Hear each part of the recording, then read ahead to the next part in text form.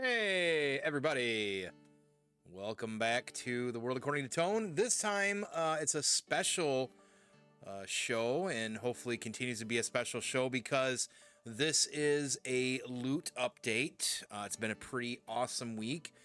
Every day of getting something in the mail, whether that's our good and favorite UPS, once in a while a FedEx, and then, of course, USPS, the Postal Service. But been getting some things lately, and this week, pretty much every day of the week, I'm kidding you not when I say that, I've gotten something in, and I'm still tracking things as we go. So I get a lot of commentary from Britt on it, but that's just because she's hoping something is going to be for her, and unfortunately, it's not really the case recently. But I do want to go through this loot through...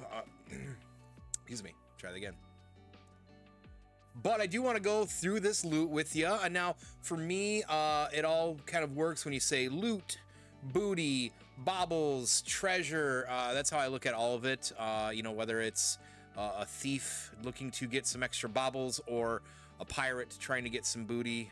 It's all exciting because it's all loot and it's all mine. And me, hoard even works as well, too, I suppose. But as you can see in front of me, a lot of different things. Now, typically, I don't get into the Funkos, and I'll kind of get into that here in a moment. But the first thing I want to jump into, actually, is something that doesn't happen all the time. It's a little bit random, but I will dive into the first items here that I got. So this is a miniature board game that I did on Kickstarter.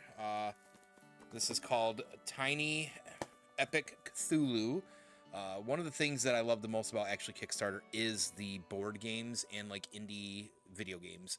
So I recently, in this last year, I should say, I've done a good number of them. I got another big Cthulhu one coming that I'm excited for as well. We just got some big updates on that, and I look forward to showcasing that when that comes in. But it's just a small, I think a sort of quick play strategy game. Very short playtime, which I really like because like the problem with board games, as somebody who loves board games and analog gaming, is that it takes a while to learn the moves. It takes a while to set up. Well, this one's nice. This comes with player mats. It's in the Cthulhu mythos, of course. There's dice, all kinds of fun stuff as well. So, and if you did the Kickstarter on this, you actually got the expansion with it too, the Cult of Chaos. Now, if you know me or don't, I am a huge fan of anything Lovecraftian related, specifically, most of course, Cthulhu. But anything in these kind of like, or that mythos that involves sanity, madness, all of that, or the unanswered, very, very, very, very excited about all the time. So that's that. That's something I hope to maybe play, and maybe we can actually put that on like a World According to Tone and showcase or something. Maybe have a couple of us on here and play some games. Dratson's going to be up here in about a month and a half. Be a great time for us to do some gaming and share some content together. So we'll be on the lookout for that. So that's loot number one, Tiny Epic Cthulhu. So next up here, we'll go with the big one here, just because I'm really excited about it. Listen, I don't know about the rest of you, but I love Colossus. Colossus is one of my favorite X-Men. Since I was a kid, honestly, I had a coloring book in like the late mid 80s. That was some of my first exposure to the X-Men before even getting into comics. And he was just one of my favorites instantly, Metal Skin or whatever. So the clear, as you can see, this is from the 2016 Deadpool movie. It's their Legacy collection from Marvel Legends. This just came in this week for me. Now, what I do is I do order a lot of stuff from Big Bad Toy Store. And I like the pile of loot setup because it's a good way I can kind of track and bundle stuff together, save some shipping if need be. Unless it's something I really want, I'll ship out fast, which was kind of the case with some of the stuff here. I really just wanted them badly to showcase. But yeah, so this is him right here. And I'm not gonna unbox them right now or anything like that. Like, I'm not gonna unbox everything that I get and have unboxing videos.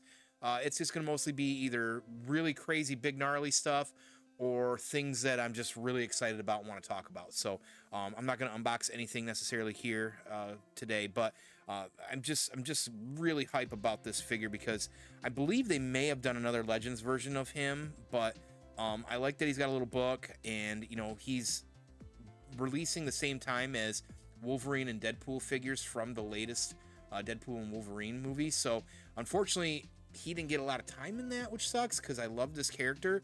But you know, I just feel like if I'm gonna have those two here, I had to get Colossus as well. So I can't wait at some point to display them and, you know, put together some little bit with the three of them. So I loved his dynamic in Deadpool, and this is probably the best rendition we've ever gotten a live action Colossus. Now, if MCU does anything, in my opinion, they got to swing for the fences on it, because to me, he was the best they've done in that sense outside of animated. So pretty exciting either way, you know, once again, so you can all see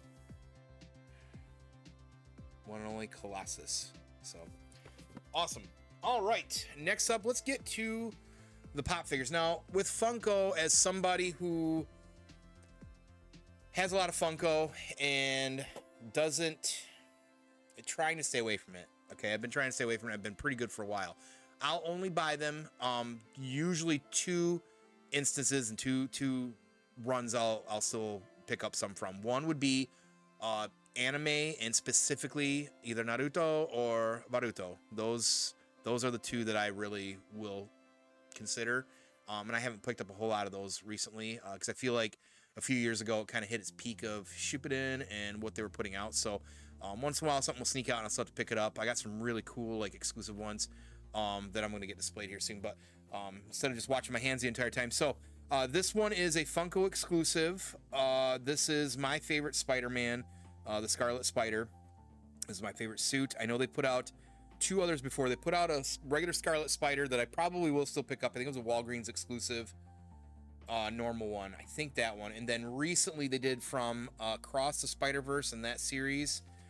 They did the animated version of him too. So, which is also a great figure. I didn't pick it up. I don't really like the shading on it too much. I like that it's animated, but I just didn't like that look necessarily.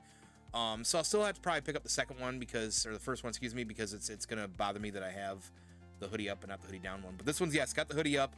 I love the Ben Reilly storyline. Not everybody does. I understand that. I was a super fan of it with the whole stuff with the clone, the Jackal, all that stuff in the 90s. And, you know, I love this Ben Reilly, that whole everything in it. So this is my favorite Spider-Man. I have the Hot Toys version of it. It's one of my favorite figs in my collection. You know, of course, that's from the Spider-Man video game.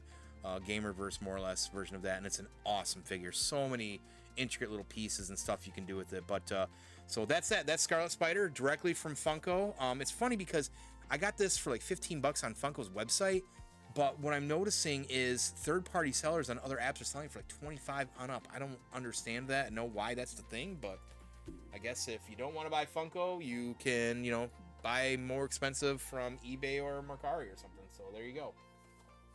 All right, I'm gonna make some room over here. Next up would be the other series that I buy Funkos for, which is Dungeons and Dragons, and especially the Drizzt series characters. Now, I did debate the Lady of Pain here. You'll see that in a second. But I had to get this one, which is funny because I got the first set that was, I think, GameStop exclusive originally, with Drizzt with the hood down, and Guinevere, she doesn't have like the electricity, like showing that she's like a figurine of wondrous power.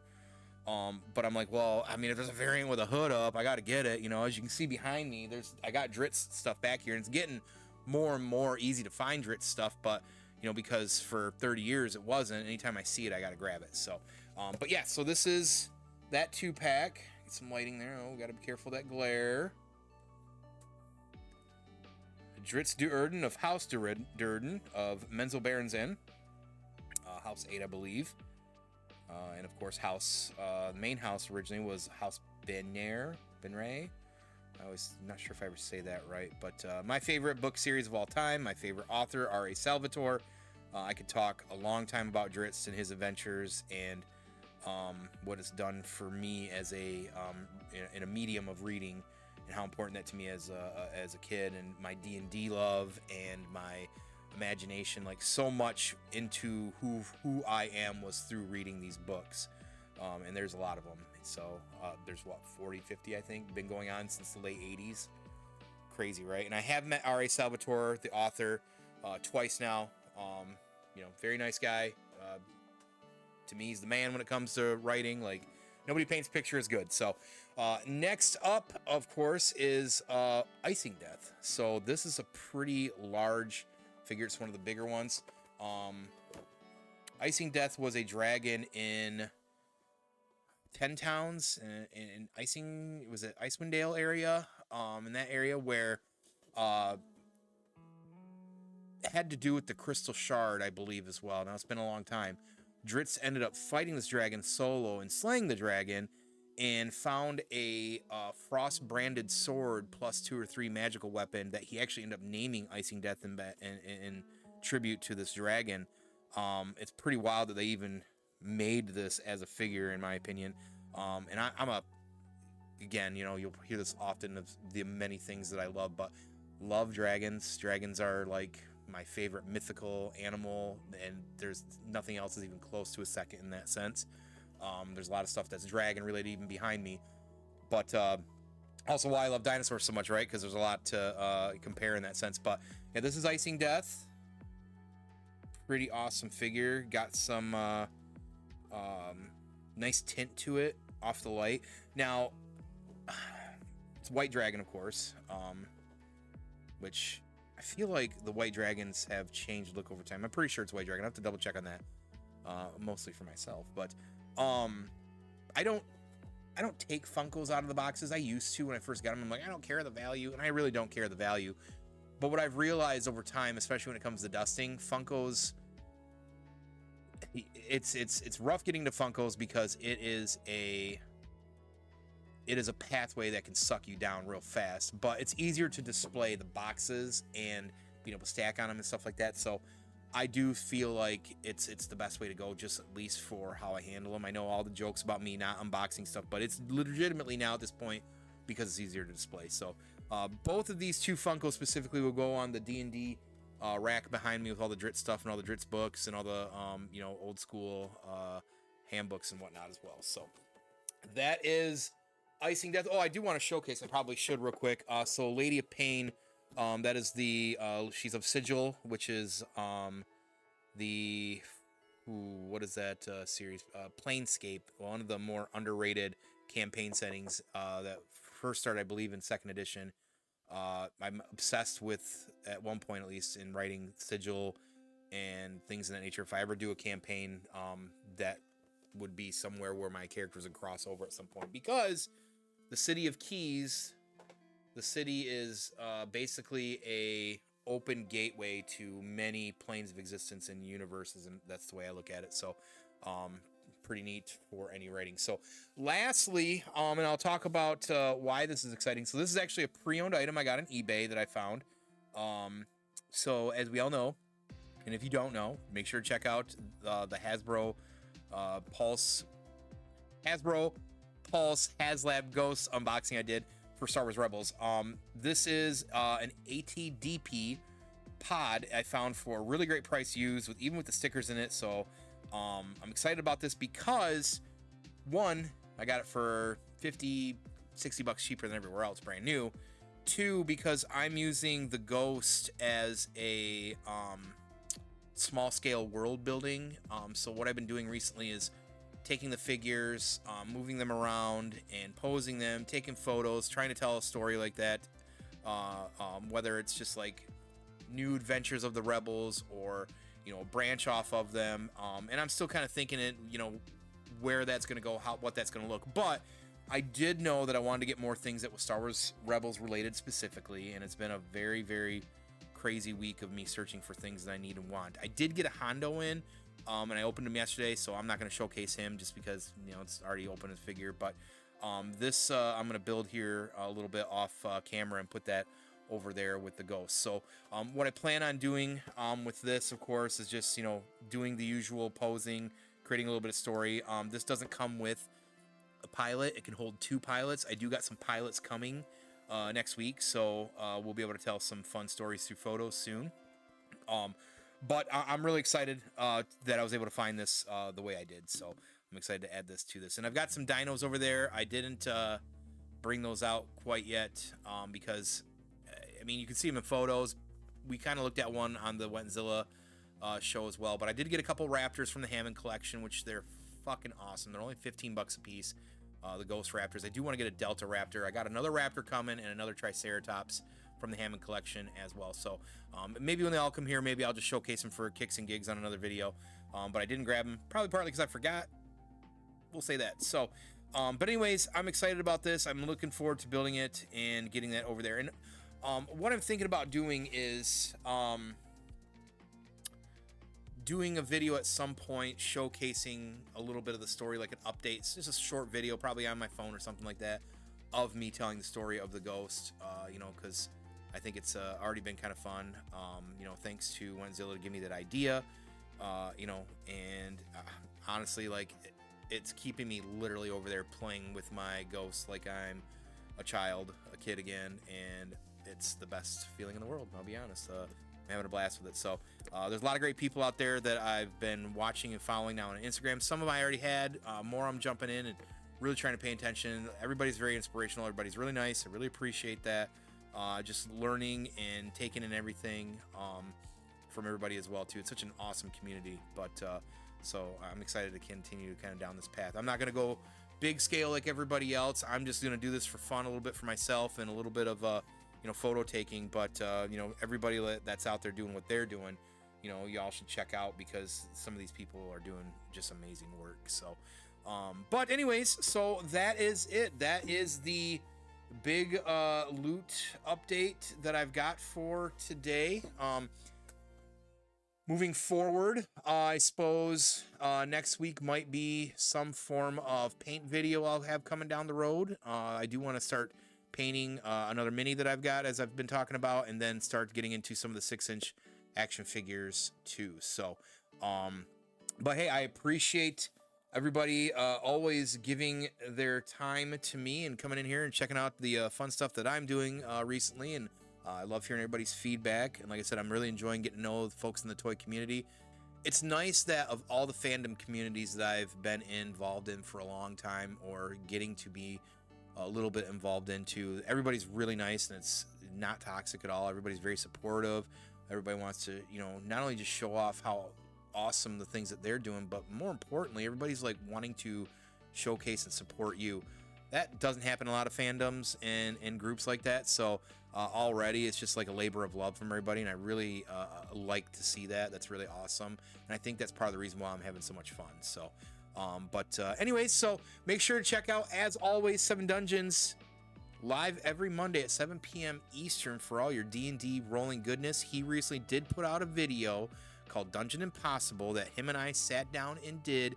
We had to build a one-shot in an hour, and boy, was it close on the money on how we went far on that time. But check that out. It's really awesome. I had a lot of fun doing that. I love writing stories, you know, things of that nature, coming up with ideas. And we work really well together. So make sure to peep that as well. I'll probably put that in the link here down below. And then, of course, make sure to keep your eye open for any half-assed beer review content throughout the week. He's throwing out those great shorts when he can, and videos. He's just really busy right now. We're starting to see him slow down with the work side, so hopefully he'll get more content soon. And with B&B, as always, keep an eye out for all the good stuff that dude's doing. He's putting out awesome videos, finishing the Indiana Jones game as well. Freedom Wars, I believe he's been working on. And then far as us, we'll have some content here and some updates real soon. I know I keep saying it, but no, I really mean it. Like, we've got a date plan. We're going to get together, do some content, and then we'll also use that time to platform and talk about, you know, what we plan on doing moving forward. So I appreciate everybody, as always, for the support, and some of you new folks as well. If you got any advice or thoughts for the things that I'm doing, love to hear it. Collaborations are really awesome. So I hope you guys take care, and we'll see you real soon.